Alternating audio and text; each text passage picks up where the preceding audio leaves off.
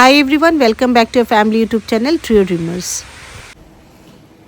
Good morning. আজকে আমাদের Istanbul থেকে আমরা বেরিয়ে যাচ্ছি। তো এখন যাবো আমরা ক্যাপাডোকিয়া। তো ভোর বাজে এখন 5:30। আমি দেখাচ্ছি 12টার পর একটু হালকা বৃষ্টিও হচ্ছে। তো আমাদের ফ্লাইট আছে আজকে। তো এখন এখান থেকে আমরা এয়ারপোর্টে যাচ্ছি, ওখান থেকে ফ্লাইট নিয়ে আমরা যাবো ক্যাপাডোকিয়া। তো দ্যাটস অল। আমরা সবাই রেডি। এই আমি জাস্ট দেখাচ্ছি, এই সব লাগেজ এসে গেছে, সবাই রেডি হয়ে গেছে, চেক আউটও হয়ে যাচ্ছে। এই হচ্ছে আমাদের গাড়ি, যেটা আমরা যাবো। দেখ বাইরেটা দেখ, ইস্তাম্বুলের জীবনে দেখতে পাবি না।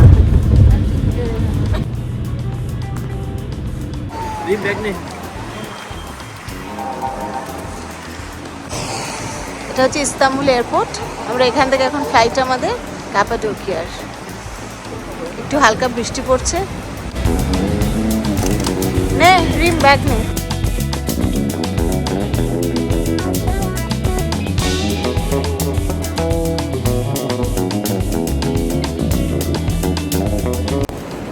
সো অলরেডি আমরা ইস্তাম্বুল এয়ারপোর্টে ঢুকে যাচ্ছি। আমরা এখান থেকে চেক আউট করে যাচ্ছি। তো বাই বাই ইস্তাম্বুল।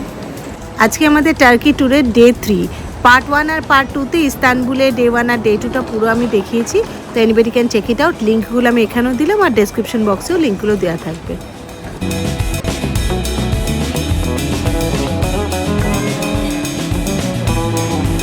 কত নাম্বার গেট?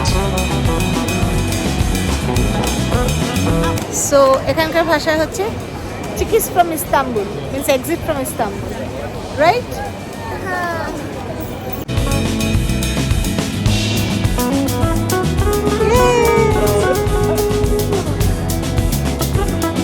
কৃষ্ণের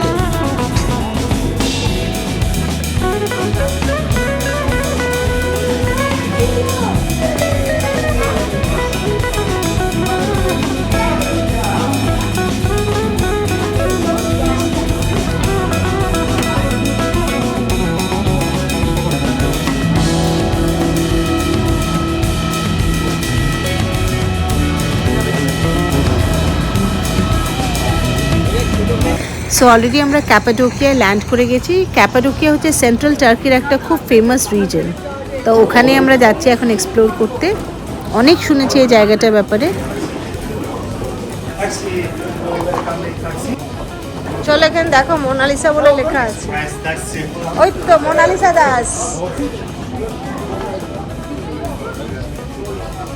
Mona Lisa Das.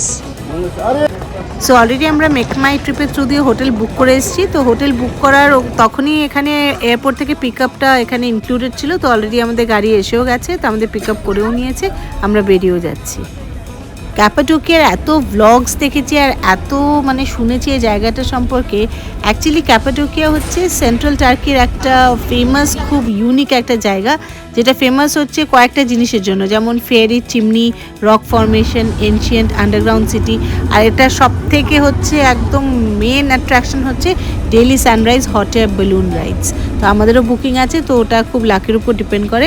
What ever it is, এই যে কয়েকটা জিনিস আমরা সেগুলো সবই মোটামুটি এখানে দেখবো, মোটামুটি সবটাই এক্সপ্লোর করব। আর এখন আমরা এই ভেতরটায় চলে এসেছি, যেখানে হোটেলগুলো আছে। এখানে আরেকটা ইউনিকনেস হচ্ছে এখানকার এই কেভ হোটেলস, কেভের ভেতরেই সব হোটেলস, রেস্টুরেন্টস এগুলো আছে। তো আমরা একটা কেভ হোটেলই বুক করেছি। তো এখানে আমরা এখন ভিতর দিয়ে যাচ্ছি। এই যেখানে প্রচুর কেভ হোটেলস দেখা যাচ্ছে। আমরা ক্যাপাডোকিয়া গোরমেতে থাকবো, যেটা একদম সেন্ট্রাল আর একদম প্রপার জায়গা, যেখান থেকে সব কিছু খুব কাছে হবে। আর এখানে এই কেভ হোটেলসগুলো হচ্ছে এখানকার একদম ইউনিক, দারুণ ব্যাপার, একটা দারুণ এক্সপিরিয়েন্স। তো আমাদের যেখানে বুকিং আছে অলরেডি আমরা সেখানে পৌঁছেও গেছি। একটুখানি পরেই লোকেশন দেখাচ্ছে, এই সামনেই লোকেশন দেখাচ্ছে।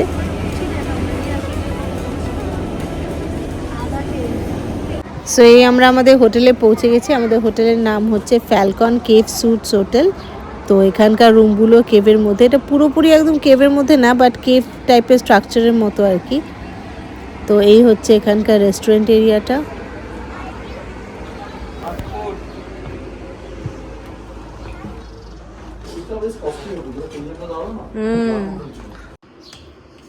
সো এটা হচ্ছে ফ্যালকন কেভ হোটেল। সো এই হচ্ছে আমাদের রুম, এই ছোট্ট ছোট দরজা, আমাদের রুম নাম্বার 4। রিম কেমন রুম? এই হচ্ছে কেভ হোটেল, কেভ রুম।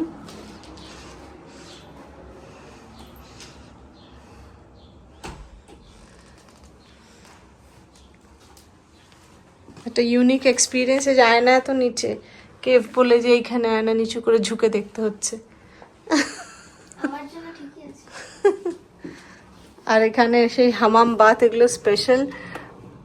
ওয়াশরুমগুলো খুব লাক্সুরিয়াস। হামাম বাথ নেওয়া যাবে, তার জন্য জাকুজি আছে। আর এই ওয়াশরুমগুলো খুব বড়। আর এখানে এটা একটা স্পেশাল ফিচার এই কেভ হোটেলে। এই দেওয়ালগুলো এই যে এরকম।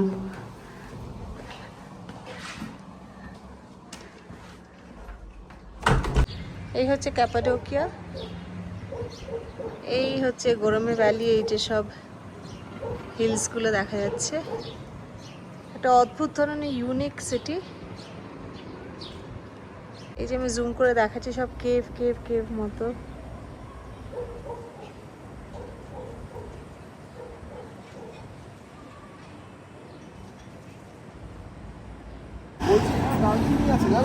কি আছে? চ না, দালচিনি ইন্ডিয়ান রেস্টুরেন্ট যাবি? হ্যাঁ চল চল। এটাই হচ্ছে গরমের টাউন, একদম মেন মার্কেট এরিয়াটা। এখানেই সব রেস্টুরেন্ট, ক্যাফে, এভরিথিং সব এখানেই আছে। আমরা এই কাছাকাছি হোটেলে রয়েছি। কেমন জায়গাটা? এতক্ষণ পরে ইন্ডিয়ান ফুড পেয়েছে একটু, তাই তো? একটা ইন্ডিয়ান রেস্টুরেন্টে, দারচিনি রেস্টুরেন্টের নাম।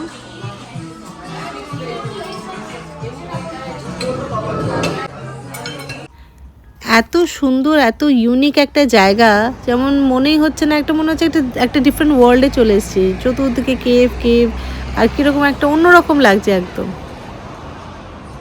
এই একটা ইউনিক জিনিস এই কেভ হোটেল বা কেভ হাউসগুলোতে।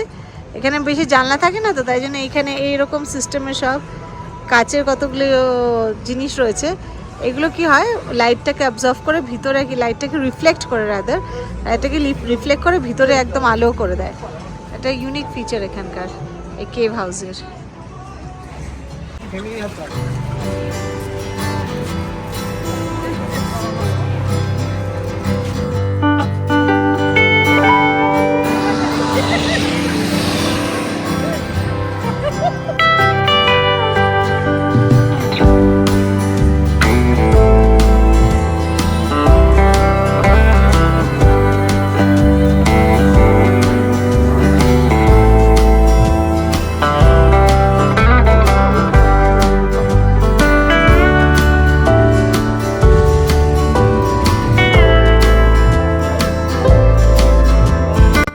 সো অলরেডি আমরা লাঞ্চ টাঞ্চ করে নিয়েছি। মেন টাউন থেকে একদম কাছেই গরমে ওপেন এয়ার মিউজিয়াম আছে। আমরা সেটাই এখন, এখানে হেঁটেই যাওয়া যায়, তো আমরা হেঁটেই যাচ্ছি।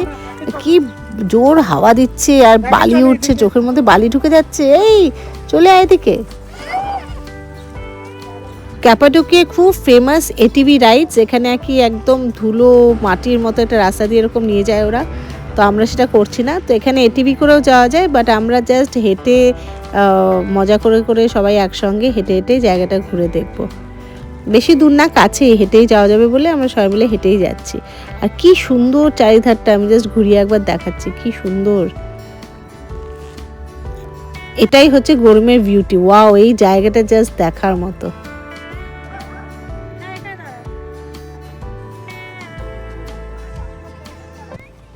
এটা গরমের একটা খুব ফেমাস ডার্ক চার্চ। এটা হচ্ছে ইউনেস্কো ওয়ার্ল্ড হেরিটেজ সাইট। এটাই হচ্ছে গরমের ওপেন এয়ার মিউজিয়াম, যেটা আমরা দেখতে এসেছি। অনেকটা রাস্তা এসছিলাম। তো এর মেন অ্যাট্রাকশন হচ্ছে যে এটা 11th সেঞ্চুরি একটা রক কাট মনেস্ট্রি ছিল, যেটা আর কি অনেক পেন্টিংস, অনেক ধরনের পেন্টিংস আছে। বাট এগুলো এত বছর, 11th সেঞ্চুরি মানে কত বছর আগের কথা, কিন্তু এখনও একদম খুব সুন্দর রয়েছে। কারণ কি, কারণ এর মধ্যে কোনো লাইট ঢোকার জায়গা নেই, একটাই শুধু উইন্ডো আছে, আর বাদ বাকি পুরোটাই ডার্ক। তাই জন্য এর নাম হচ্ছে ডার্ক চার্চ। পুরো গরমেতে মোর দ্যান 300 চ্যাপেলস আর মনেস্ট্রিজ আছে। তার মধ্যে মেন ফেমাস যেটা হচ্ছে গরমে ওপেন এয়ার মিউজিয়াম, এই ডার্ক চার্চ, যেটা অলরেডি আমরা দেখে নিয়েছি।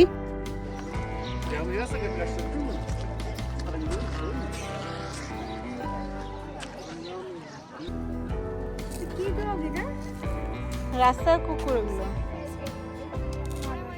আজকে আমাদের ডে 3 বা ক্যাপাডোকিয়ার প্রথম দিনে সেরকম কোনো আইটেনারিজ ছিল না, বাট মোটামুটি আমরা গোরমে আর ক্যাপাডোকিয়ায় এই জিনিসগুলো দেখব প্ল্যান করে এসেছি। তার মধ্যে fairy chimney, rock formation, ancient underground city, daily sunrise, hot air balloon ride, এগুলো এখানকার মেন অ্যাট্রাকশন আর এগুলোই আমরা কভার করব। তার মধ্যে আজকে কিছুটা করে এসেছি, এখন আমরা আবার সিটিতে চলে এসেছি। এখানে আমরা দেখি আর কি দেখা যায়। আমরা যেখান থেকে স্টার্ট করেছিলাম সেই রেস্টুরেন্ট এরিয়া, ওই জায়গাটাতে আমরা আবার ফেরত চলে এসেছি। আমাদের হোটেল এখান থেকে একদম কাছে। টার্কিশ বাথ নিতে পারতাম, এই যে টার্কিশ বাথের জায়গা। হ্যাঁ, ভালো লাগে জায়গাটা দেখতে। হ্যাঁ, কি সুন্দর জায়গাটা, আমি বারবার তাই জন্য ঘুরিয়ে ঘুরিয়ে দেখাচ্ছি যে একদম ডিফারেন্ট, দারুণ লাগছে দেখতে জায়গাটা। একটা একদম মনে হচ্ছে না একটা অন্য কোথাও চলে এসেছি। সো এখন আমরা এই টাউনে একটা রেস্টুরেন্টে এসেছি। সকালে আমরা ইন্ডিয়ান ফুড খেয়েছি, তাই জন্য এখন আমরা একদম টার্কিশ ফুড ট্রাই করবো, এখানকার একদম অথেন্টিক কুইজিন। বাইরে কোথাও রেস্টুরেন্টে আসলে অর্ডার করা আর খাবার আনার মাঝখানে যে টাইমটা, সেটাতে কিছু এটা সার্ভ করে। এখানে যেমন এই টার্কিশ টি বা কফি, এই এটা সার্ভ করছে, তার সঙ্গে ব্রেড সার্ভ করছে।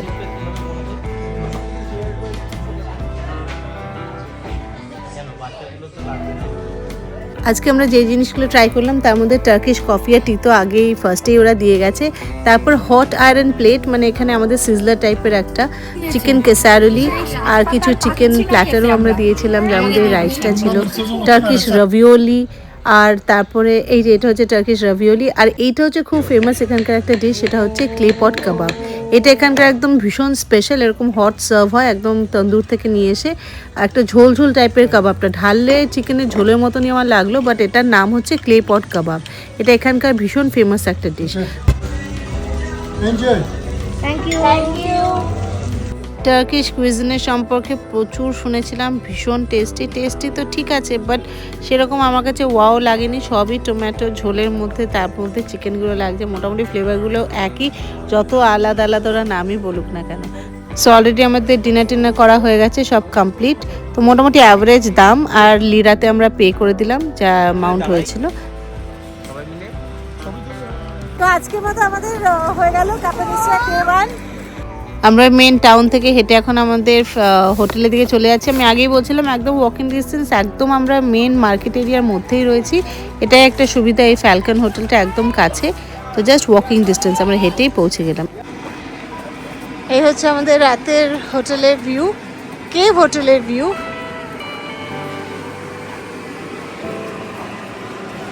এই হচ্ছে আমাদের ফ্যালকন কেভ স্যুট, এই হচ্ছে আমাদের রাতের view.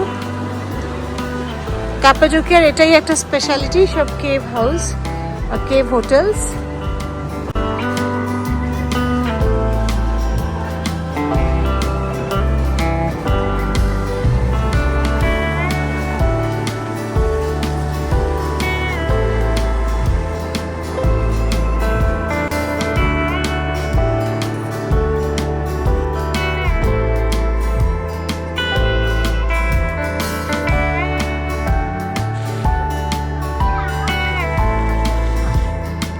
So this was all about a day 1 in Cappadocia. আর কাল ভোরবেলা আমাদের বেলুন রাইড আছে, crossing a fingers, hopefully it will happen. ওয়েদারের কন্ডিশন খুব একটা ভালো না, প্রচণ্ড বৃষ্টি। আজকেরটা ক্যান্সেল হয়ে গেছে, তো কালকে যদি হয় so our pick up will be by 4:15। যারা ওই বেলুন রাইড বুক করেছে তারাই হোটেল থেকে পিক আপ করে, তো ওই তার জন্য আমরা আজকে একটু তাড়াতাড়ি করে ডিনার করে তাড়াতাড়ি করে ঘুমিয়ে পড়ছি। By everyone, good night.